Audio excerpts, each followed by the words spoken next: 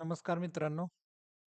महाराष्ट्र लोकसेवा आयोगाची जर तुम्ही राज्यसेवा परीक्षा किंवा वनसेवा परीक्षा देत असाल, तर दोन्ही परीक्षांसाठी एकच पूर्वपरीक्षा आहे आणि त्या परीक्षेचं नाव आहे Maharashtra civil service gazetted group A and group B examination.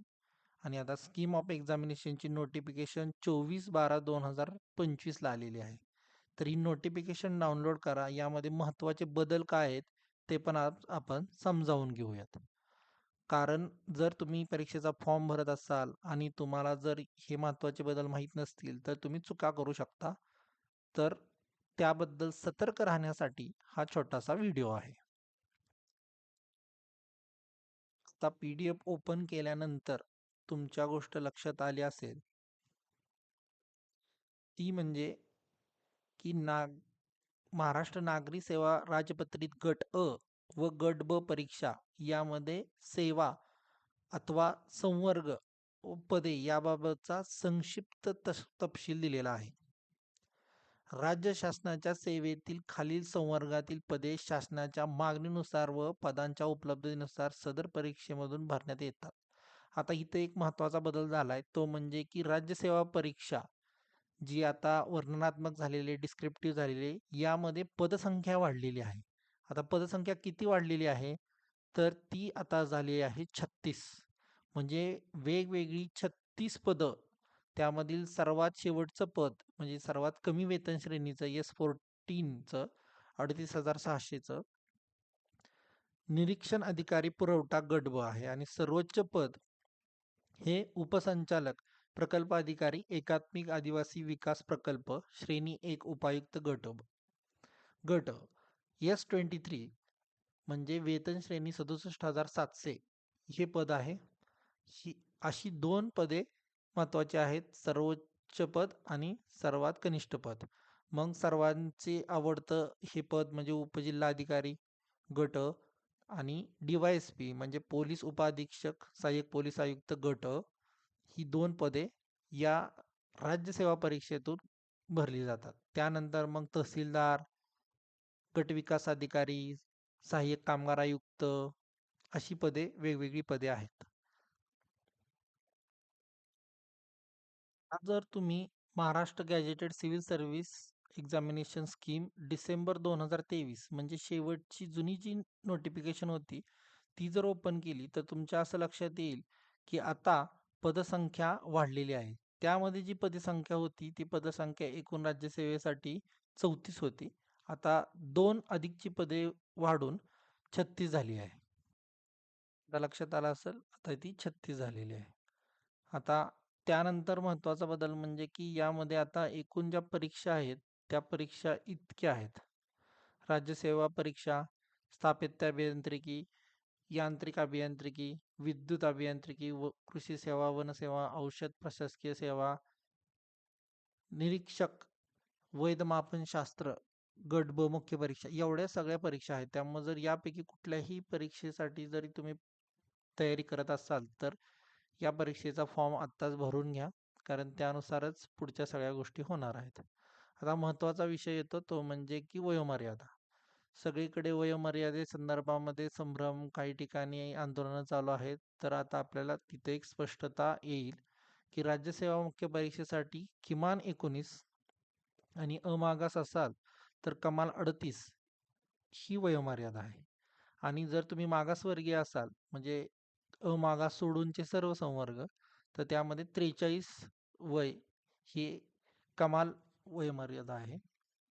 So वयाच्या 45 वर्षापर्यंत दिव्यांग उमेदवारांना ही परीक्षा देता येणार आहे. आता दुसरं महत्वाचं आहे ती म्हणजे शारीरिक अर्हता. त्या म्हणजे राज्यसेवा परीक्षेमध्ये हे जे संवर्ग आहे यासाठी शारीरिक किमान आपल्याला तेवढ्या गोष्टीची पूर्तता करावी लागते, ती अर्हता मिळवावी लागते, असावी लागते. पोलीस उपअधीक्षक या पदासाठी 165 सेंटीमीटर पुरुष उमेदवारांकरता एवढी उंची असणे अपेक्षित आहे. 165 सेंटीमीटर त्यापेक्षा कमी नसावी आणि अनवणी म्हणजे तिथे स्पेसिफिक मेन्शन केलं की पायात चप्पल न घालता कमीत कमी 165 आणि महिला उमेदवारांकरिता 157 सेंटीमीटर आहे. छाती न फुगवता 84 सेंटीमीटर पाहिजे आणि फुगवण्याची क्षमता किमान 5 सेंटीमीटर असणं अपेक्षित आहे. म्हणजे तुम्ही छाती न फुगवता 84 पेक्षा जास्त म्हणजे 85, 86, 87 एवढं मेन्शन करा आणि फुगवण्याची क्षमता त्यामध्ये अधिक 5 किमान म्हणजे 5 पेक्षा जास्तच तुम्ही मेन्शन करा. 6, 7, 8 कारण ते नंतर तुमचं बदलू शकते, पण तुमच्या फॉर्ममध्ये तुम्ही चुकीचं लिहिणं अपेक्षित नाही. त्याच्यानंतर या सगळ्या पदांकरिताचं त्या सगळ्या गोष्टी येतील. हे जर तुम्ही चुकीचं भरलं तर तुमच्या पूर्व परीक्षेच्या फॉर्ममधून ही पदं गायब होऊ शकतात. तिथं तुम्हाला येणारच नाही की तुमच्यासाठी या पदासाठी तुम्ही पात्र आहात वगैरे. संयुक्त पूर्व परीक्षेची केंद्र ही जवळपास 38 आहेत. यामध्ये मुंबईमध्ये एक एक्स्ट्रा सोडलं तर प्रत्येक जिल्ह्याला एक असं परीक्षा केंद्र आहे. आणि मुख्य परीक्षेसाठी मात्र ही सामान्यतः 6 परीक्षा केंद्र आहेत. त्यापेक्षा कमी पण असू शकतात काही परीक्षांसाठी, पण सामान्यतः एवढी 6 आहेत. अमरावती, छत्रपती संभाजीनगर, नवी मुंबई, नागपूर, नाशिक, पुणे. परीक्षा योजनामध्ये जी पूर्व परीक्षा आहे, ते पूर्व परीक्षा लेखी परीक्षा 400 गुणांची असेल. मल्टिपल चॉईस क्वेश्चन्स असणार आहेत. पेपर 1 आणि पेपर 2 ही दोन्ही अनिवार्य आहेत, पण पेपर 2 अर्हताकारी आहे म्हणजे क्वालिफाईंग आहे. 514 आणि 515 हे संकेतांक आहेत. ते तुम्हाला उत्तरपत्रिकेवरती म्हणजे तुमची जी OMR शीट आहे तिथे मेन्शन करायचे असतात. ते पण आपल्या गोष्टी लक्षात असाव्यात. दोन्ही पेपरला 2 तास अशी वेळ आहे. एकाच दिवशी या परीक्षा होणार आहेत. मराठी आणि इंग्रजी या दोन्ही भाषांमध्ये पेपर असतात. उत्तरपत्रिकांचे मूल्यांकन महत्त्वाचं आहे. यामध्ये 25% म्हणजे 1/4 एवढं निगेटिव्ह आहे. Decision making and problem solving जे पेपर 2 मध्ये असतं तिथं कुठलंही निगेटिव्ह मार्किंग नाही. पूर्वीची जी पद्धत आहे तीच पुढे आहे. 1/4 निगेटिव्ह आहे. एकापेक्षा जास्तीचं उत्तर लिहिलं तुम्ही तरी सुद्धा 1/4 निगेटिव्ह हे लागू होतं हे लक्षात ठेवा. आपल्याला सांगताना सांगितलं जातं की जर तुमचं चुकीचं उत्तर असेल तर 2 ठिकाणी गोल करा म्हणजे तुमचा निगेटिव्ह होणार नाही. तर ही एकदम अंधश्रद्धा आहे, असं काही होत नाही. तर इथं लक्षात घ्या की पूर्व परीक्षेचा निकाल यामध्ये 12 पट उमेदवार मिळणार आहे या मुख्य परीक्षेसाठी.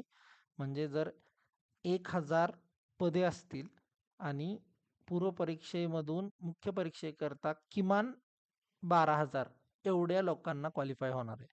पण आता हा 12,000चा नंबर त्यापेक्षा जास्त जातो. याचं कारण असं की अमागास आणि पुरुष बाकीचे मागास वर्गातले यांचं मेरिट एक ठेवण्यासाठी ती त्यांची जी पातळी ती वाढवतात आणि मेरिट खाली येतं. त्याच्यानुसार 12 पटीपेक्षा जास्त म्हणजे 16 पट, 18 पट, 20 पट इथपर्यंत उमेदवार हे मुख्य परीक्षेसाठी पात्र होतात. आता ही आपली मुख्य परीक्षेचं प्रश्नपत्रिकेचं स्वरूप आहे. मराठी आणि इंग्रजीसाठी 300 गुणांचे 2 पेपर्स आहेत. 3 तासासाठी 25% किमान गुण मिळणं अपेक्षित आहे. पारंपरिक वर्णनात्मक असणार आहेत म्हणजे डिस्क्रिप्टिव्ह. निबंध, सामान्य अध्ययन 1 ते 4 या मात्र विषयांसाठी मराठी आणि इंग्रजी ही 2 माध्यमं उपलब्ध आहेत. यापैकी कोणतंही माध्यम तुम्ही निवडू शकता. हे मात्र अनिवार्य आहेत. यामध्ये कुठलीही अर्हता नाही. अनिवार्य आहेत. अनिवार्य म्हणजे काय? की समजा यापैकी कुठलाही एक पेपर तुम्ही देऊ शकला नाही, तर मात्र तुम्ही पूर्ण प्रक्रियेतून बाहेर पडता. तुम्हाला मुलाखतीसाठी बोलवलं जात नाही. असं कुठं मेन्शन आहे? तर तुम्ही इथं खाली लक्षात घ्या. 3 ते 7 साठी मराठी, इंग्रजी निवडायचं आहे. आणि महत्त्वाचं म्हणजे की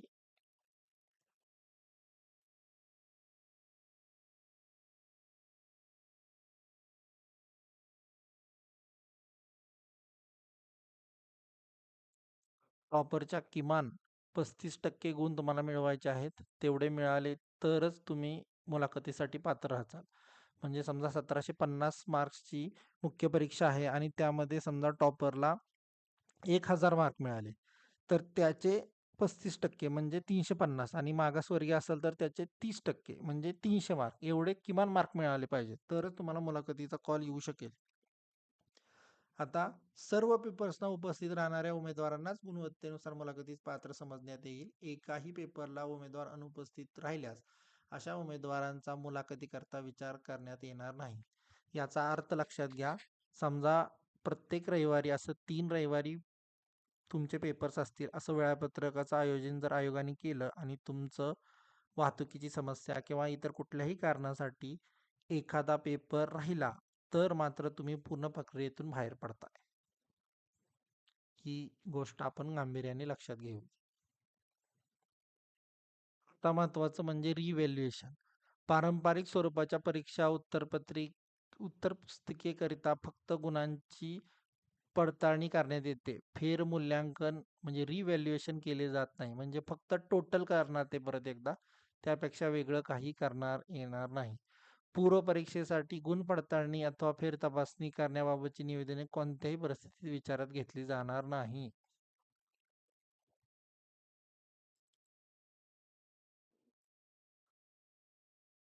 उत्तर पुस्तिकेचे फेरमूल्यांकन केले जात नाही. जे केले जाणार आहे ते फक्त रिटोटलिंग म्हणजे पुन्हा एकदा त्याची बेरीज करून घेतली जाईल. यापेक्षा वेगळं काही केले जाणार नाही. पेपर पुन्हा तपासले अजिबात जाणार नाहीत. तर हा पण बदल लक्षात घ्या. आता पदाचा पसंतीक्रम. मुख्य परीक्षेत अर्ज सादर करताना उमेदवारांचा पसंतीक्रम सादर करणे आवश्यक आहे. तर ती गोष्ट लक्षात घ्या की मुख्य परीक्षेवेळेस तुमचा अंतिम पसंतीक्रम महत्त्वाचा असेल तर तो अंतिम निकालासाठी गृहीत धरला जाईल. तर आता आपल्याला एवढ्या 3-4 महत्त्वाच्या गोष्टी लक्षात ठेवायच्या आहेत. ते म्हणजे तुमचं शारीरिक, तुमची अर्हता ती तुम्ही योग्य पद्धतीने भरा. दुसरं महत्त्वाचं म्हणजे की तुम्हाला जर तुम्ही आता सध्या समजा यातील अभियांत्रिकी सेवेचे कुठलीही पदं आली नाहीत किंवा कमी पदं आहेत तरी सुद्धा तुम्ही फॉर्म भरा, कारण ती नंतरच्या काळामध्ये वाढू शकतात. नवीनचे संवर्ग ॲड झालेले आहेत. अगोदरचे 34चे आता वाढून नंतरच्या काळामध्ये 36 नंतर 38 असे वाढत वाढत गेलेले आहेत. त्याच्यामुळे जर पदसंख्या वाढली, संवर्ग वाढले तर त्याचा फायदा तुम्हाला मिळेल. त्यामुळे 100% तुम्ही फॉर्म भरा. 544 रुपये फी आहे. 344 मागासवर्गीय कॅन्डिडेटसाठी उमेदवारासाठी असणार आहे. तर ही महत्त्वाच्या गोष्टी आपण आज पाहिल्या. लवकरात लवकर आपला फॉर्म भरा. आपल्या अपेक्षित असणारं परीक्षा केंद्र तुम्हाला मिळेल आणि तुमच्या प्रिपरेशनसाठी शुभेच्छा. भेटत राहू. धन्यवाद.